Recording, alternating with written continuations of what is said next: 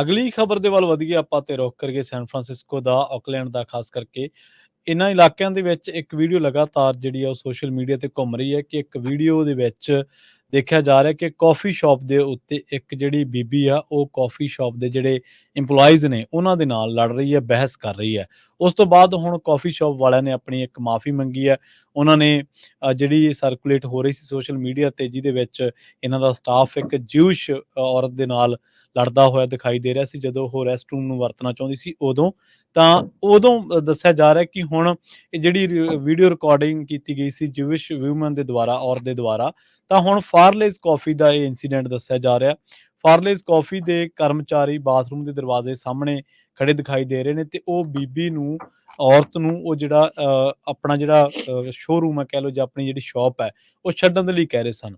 ਇਹ ਵੀਡੀਓ ਬੜੀ ਤੇਜ਼ੀ ਦੇ ਨਾਲ ਵਾਇਰਲ ਹੋਈ। ਉਸ ਤੋਂ ਬਾਅਦ ਦੱਸਿਆ ਇਹ ਗਿਆ ਕਿ ਇਸ ਬੀਬੀ ਨੇ, ਜਿਹੜੀ ਕਿ ਜਿਊਸ਼ ਭਾਈਚਾਰੇ ਤੋਂ ਆਉਂਦੀ ਹੈ, ਉਹਨੇ ਇੱਥੋਂ ਦੇ ਇੱਕ ਮੁਲਾਜ਼ਮ ਨੂੰ ਗਲਤ ਤਰੀਕੇ ਨਾਲ, ਲਿੰਗਕ ਭੇਦਭਾਵ ਦੇ ਨਾਲ ਸੱਦਿਆ ਸੀਗਾ, ਬੁਲਾਇਆ ਸੀਗਾ ਤੇ ਇਸੇ ਕਰਕੇ ਉਹਨਾਂ ਦੀ ਰੈਸਟ ਰੂਮ ਨੂੰ ਲੈ ਕੇ ਕੋਈ ਆਪਸੀ ਬਹਿਸਬਾਜ਼ੀ ਹੋਈ ਸੀ। ਤੇ ਉਸ ਤੋਂ ਬਾਅਦ ਜਿਹੜਾ ਔਰਤ ਨੂੰ ਜੀਓਨਿਜ਼ਮ ਨੂੰ ਫਾਸ਼ੀਵਾਦ ਦੇ ਬਰਾਬਰ ਇਸ ਤਰ੍ਹਾਂ ਦੀਆਂ ਟਿੱਪਣੀਆਂ ਜਿਹੜੀਆਂ ਉਹਨਾਂ ਦੇ ਆਪਸੀ ਜਿਹੜੀਆਂ ਉਹ ਐਕਸਚੇਂਜ ਹੋਈਆਂ ਤੇ ਉਸ ਤੋਂ ਬਾਅਦ ਔਰਤ ਨੇ ਦੋਸ਼ ਲਾਇਆ ਕਿ ਇਹ ਐਂਟੀ ਇਜ਼ਰਾਈਲ ਲੋਕ ਨੇ, ਇਹ ਇਜ਼ਰਾਈਲ ਦੇ ਨਾਲ ਹੇਟ ਕਰਦੇ ਨੇ, ਜਿਊਸ਼ ਦੇ ਨਾਲ ਹੇਟ ਕਰਦੇ ਨੇ। ਉਸ ਤੋਂ ਬਾਅਦ ਕਾਫੀ ਸ਼ਾਪ ਵਾਲਿਆਂ ਨੇ ਸਾਰੀ ਜਿਹੜੀ ਘਟਨਾ ਉਹਦਾ ਵੀਡੀਓ ਰਿਵਿਊ ਕੀਤਾ ਤੇ ਉਸ ਤੋਂ ਬਾਅਦ ਉਹਨਾਂ ਨੇ ਮਾਫੀ ਮੰਗੀ।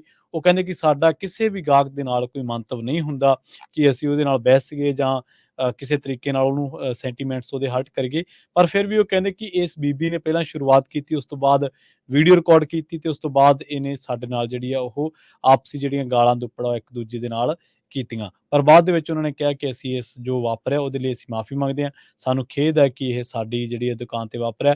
ਫਾਰਲੇਜ਼ ਕਾਫੀ ਜਿਹੜੀ ਇਹਨਾਂ ਇਲਾਕਿਆਂ ਦੇ ਵਿੱਚ ਕਾਫੀ ਮਸ਼ਹੂਰ ਹੈ ਤੇ ਉਹਨਾਂ ਦੀ ਇੱਕ ਜਿਹੜੀ ਸ਼ਾਪ ਹੈ ਉਹ ਸੈਨ ਫਰਾਂਸਿਸਕੋ ਦੇ ਵਿੱਚ ਵੀ ਉਹਨਾਂ ਦੀ ਇੱਕ ਲੋਕੇਸ਼ਨ ਹੈਗੀ ਹੈ। ਜੀ ਜੀ, ਅਗਲੀ ਖਬਰ ਫ੍ਰਿਜ਼ਨੋ ਤੋਂ ਆ ਰਹੀ ਆ। ਫ੍ਰਿਜ਼ਨੋ ਦੇ ਵਿੱਚ ਅਕਤੂਬਰ ਮਹੀਨੇ 'ਚ ਇੱਕ ਬਹੁਤ ਹੀ ਪ੍ਰੋਮੀਨੈਂਟ ਡਾਕਟਰ ਜਿਹੜਾ ਆ ਉਹਦੀ ਐਕਸੀਡੈਂਟ 'ਚ ਡੈਥ ਹੋਈ ਸੀ, ਨਾਲ ਹੀ ਉਹਨਾਂ ਦੀ ਵਾਈਫ ਵੀ ਸੀ।